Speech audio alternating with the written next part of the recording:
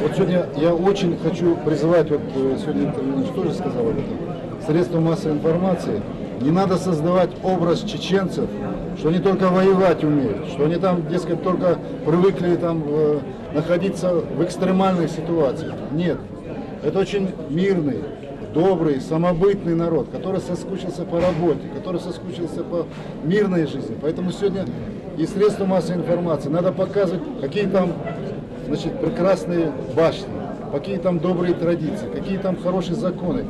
Есть же и, значит, это все.